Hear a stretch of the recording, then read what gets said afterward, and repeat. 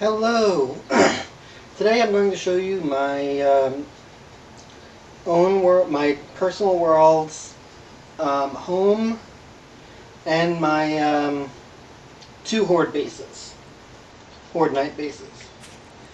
This here is actually my favorite starter home to build in, because I believe it's got everything that a single player would need as far as space and setup, and could probably even support a small number of people in a group. Now, the first thing I do, both on the inside and over here, is I remove part of the stairway. Main reason being, while a player will jump up here, a zombie will not. I think the zombie sees the stairway as a full block, which makes it a 2-block high jump for them, but it's not. So you come up here, and as you can see, I've replaced walls and windows with writable storage boxes. I find that the writable storage box has both the maximum number of slots, and it makes it easy to tell what is what when you're going through like 20 or 30 boxes, or however many I have in here, I don't know. Now, I've set this up in such a way that it can be used for multiple players if anybody were to actually join my game. I've got extra storage mods, armor mods. I've got extra weapon and tool mods. I've also got, or am working on, getting full sets of armor, heavy and light, using the best armors in my opinion from each, which for heavy would be the steel armor, for light would be military, and I've made some military stealth boots. If somebody joins, they have that. Random clothing.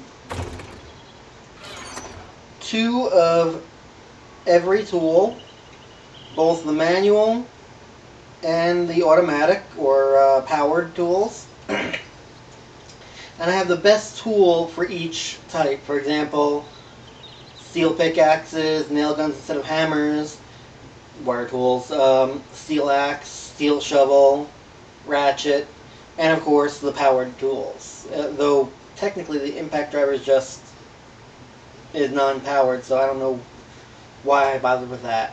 And a few paintbrushes. Okay, I've got 2 of each melee weapon, the top melee weapon of each type. For knives, I've got machetes. For clubs, I've got steel clubs. Unarmed, I've got steel knuckles, steel sledgehammers, steel spears, and stun batons.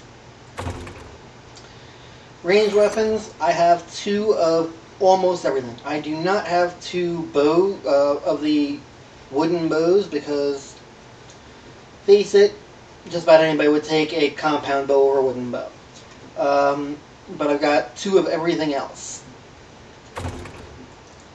I've got 9mm and 44. I've got a box of 7.62.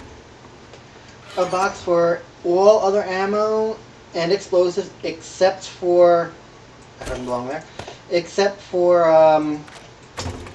what's it called, shotgun shells. I don't use shotguns, so I didn't keep my shotgun shells here. I kept them somewhere else, and I'll explain why shortly. I do have them, though. We've got my medical stuff, the few candies and buff items that I have. 3 dump boxes. This way, if multiple people do go out looting, you've got enough space for all of their stuff. If necessary, I can make another one right here. On the other side, I've got my personal locked box. These 2 are locked. This is where I keep all my stuff to sell, and my Magnum, which is just so that to increase the prices. for stuff I sell. And what I do is I will take all my stuff, dump it in here, and then take as much as I can with me when I go on a selling spree, usually on restock days. I've got very few vehicle parts and a mini bike for anybody who wants to join.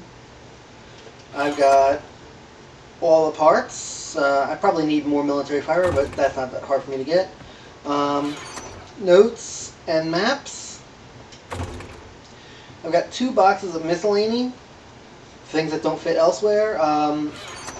When this one's full, which it almost is, so I'll start storing in this one as well. I'm starting to collect books for, again, anybody who were to join. My electrical component box. Then over here, if somebody does join, they get to claim any one of these boxes. I'm unsure if a player other than the one who put it down will be able to edit or lock it. I believe so, but I haven't had the chance to really test it.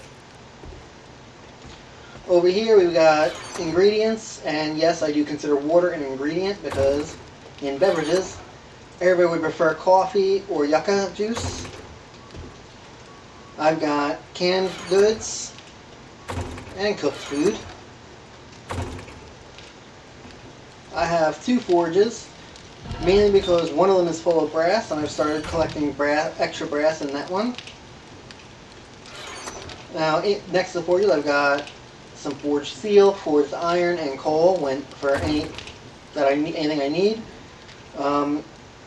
Over here, I have my building materials. I've got cement, cobblestone rocks, concrete mix, and small stone to make more concrete mix. I've got all of random stuff that I've built that I didn't actually use. And I've got all the different construction platforms. You know, the campfire, chemistry station, cement mixer, workbench, and of course, I already mentioned the forge. Out here, I have my garden. I've got 9 corn, 9 potatoes, 9 mushrooms, 6 coffee, and 6 aloe vera, which I am considering removing and replacing with coffee, or maybe something else, maybe some yucca. I made sure that I have electric lighting in here, which comes out to here. This way, even at night, you can do whatever you need to do. The electric comes from here and comes actually from an underground line that goes to, or comes from, my current horde night base. Which, with that segue, let's head over there. I've got 2 horde night bases that I built on this world. Both of which are not actually my own design. I did not create them. I believe, but I'm not sure, that this one came from JaWoodle. I will be checking shortly to find out, and if it did, I will put the link to it in the description. Basically what it is zombies come in this way. While you stand here, they cannot jump this far up, but you can, even if you don't have any points into, I can't remember what it's called, parkour. I have these here, and of course those blocks there, to prevent a zombie from coming up here with another zombie jumping on him and then rushing him. You can stand up here and poke or smash if you're using a sledgehammer to your heart's content. every so often you need to stop, repair these blocks. I've noticed that on the one horde night I did, they like to come up this way. So you have to make sure to repair it. If you're slow on repair and they break it through it, you jump up to this one, close the gate, and continue. And you can build this as many tiers as you want. You can just keep going on forever as up until build limit, or instead you can turn it and like kind of make a winding staircase, slowly going up again as high as you want until build limit. Now here, if they break through that block again, I created an escape hatch or door. You run back here. When this happened, I ran back home. I grabbed more blocks because I had extra blocks. Came back, jumped up there through here because this block was missing. Jumped up there, placed block, and went back to stabbing it. I didn't do anything special to protect from vultures. No spikes or anything, though I probably would have eventually. That brings us to this one here. This one here is my redesign slightly of JaWoodle's Extinction series base, which he actually has a video documenting how to build it, which I will definitely put in the link. Put a link in the description. Most of it is pretty much the same. I added everything from there over, and I also added the vault hatches. Now the idea is regular zombies from about there to about there-ish will rush in. There are ladders here. They will climb the ladders, and they will rush here, trying to kill you while you're inside. Unfortunately, that doesn't help with dogs.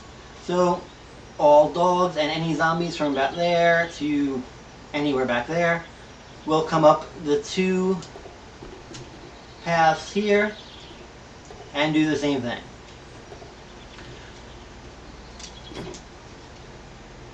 You stand here, you get your choice of either poking, smashing, or my personal favorite, just for Horde Night, is a pump shotgun with a duckbill mod.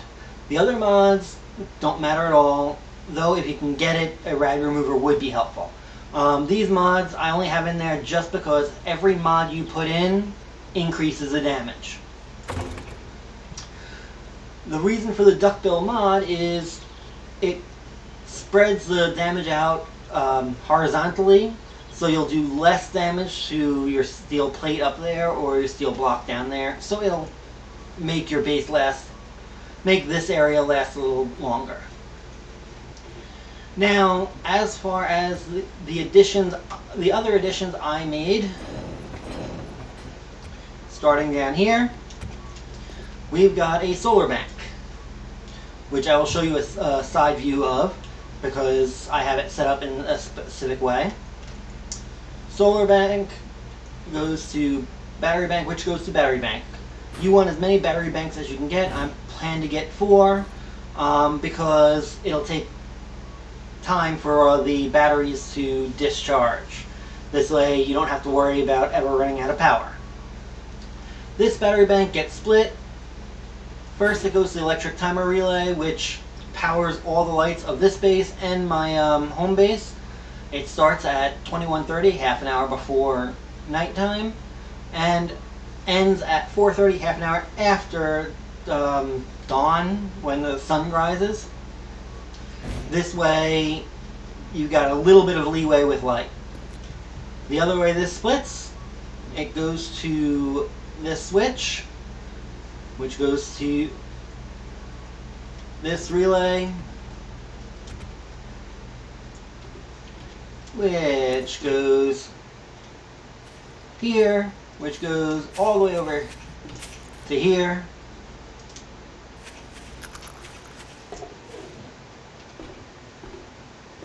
Sorry about this. It'd probably be easier if I was doing this in God mode, but you know, considering this is my single player world, I don't want to mess with any of that.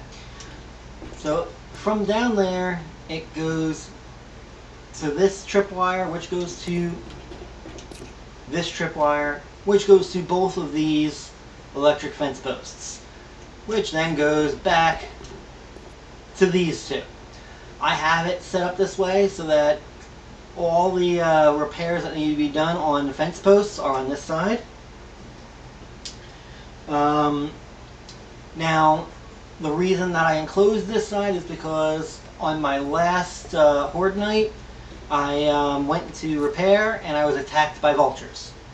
Now, the vultures won't see me, so I can repair. Now, the two options that gives you are zombie comes here, zombie goes zap. You can stabby them, or you can kill them, or you can just close these, stay in that box over there, and they'll eventually electrocute themselves to death. I personally suggest using a shotgun or stabby tool because it takes a while to kill them with the electricity, during which time they will do damage to all this. However, also, since it takes so long for them to die, it takes longer for new ones to spawn, which means that you get less kills throughout the night, which means you get less loot bags. So I recommend not using electricity to kill them, unless they happen to die while you're shooting them from electricity. Now, the reason I have two different layers of electric fence posts is because with just this one up top, dogs and spiders will come up and be underneath this one. So they'll be doing damage without being electrified. This one down here, the regular zombies who are standing up can move up and past that one, which means they won't be getting electrocuted, so they'll start doing damage without getting electrified. With both of them on here, everything gets zapped. Now, JaWoodle mentions that, but I'll mention it as well. As you can see, this comes down a little because I have a plate on each of those. That is to prevent dogs and spider zombies from crawling in and, eating my face. However, if you shoot off or blow off their legs, they can kind of fall. I don't know if it's a glitch or whatever. They can fall into that space and then start, trying to kill you. Now, as to the reason I have these two blocks here, that is because I've only been playing this single player. Nobody has joined up until now. And it's much easier to only have to aim over here than to have to figure out which one's better. I can just stand right there and pump them full of shotgun pellets. If somebody else joins, I'll just delete these. Or break them, or whatever you want to call it. Now, as for up here, I have a shit ton of spike traps because the vultures now will destroy your ceilings. So now, instead of destroying your ceilings, they'll just get killed by the spike traps. Now, the other thing I want to show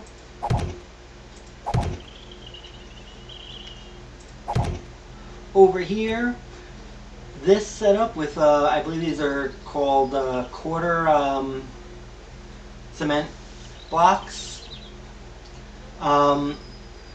If you put on the bottom on the outside and then on the bottom on the inside, one row on top of the other, the solar bank will still get sunlight. But if a vulture were to come down, it won't be able to do damage to the actual solar bank. It'll have to break through the blocks first. thus making it a little bit safer. Now, as to future plans, I am planning on replacing all of this with, I think I'm going to use 4 SMG turrets, all not pointing straight up, but more like that. This way, the top of their cone will meet in the center, and they will have more of a radius between them. Let's see. Trying to remember if there's anything else that I need to say. Oh yes, it is highly recommended that the strongest parts of your base, or of this horde base, are the bottom 3 layers, because this deters them from coming in here and toppling the base, and makes them want to come up here because it looks easier to them to go this way. Now, kind of bringing what I said earlier home, I highly recommend people look at JaWoodle's videos. He does a lot of builds. He calls his thing JaWoodle Park. That's where he does all his testing. He's got some excellent builds. The funny thing is, this all came about because, or all the changes I made came about because originally, watching his video on how to build this, the Extinction Park, the Extinction map, the Extinction Horde base, I didn't see a way to actually get into it, so I created these arms on both sides, and then, you know, eventually came to build it this way. Anybody who has any suggestions or questions, feel free to post them. I'll definitely take a look at both. You have any complaints about my video, go right ahead. I'll read it. Can't say I'll agree with it, but I'll read it. But for now, I'll bid you all adieu and wish you happy gaming.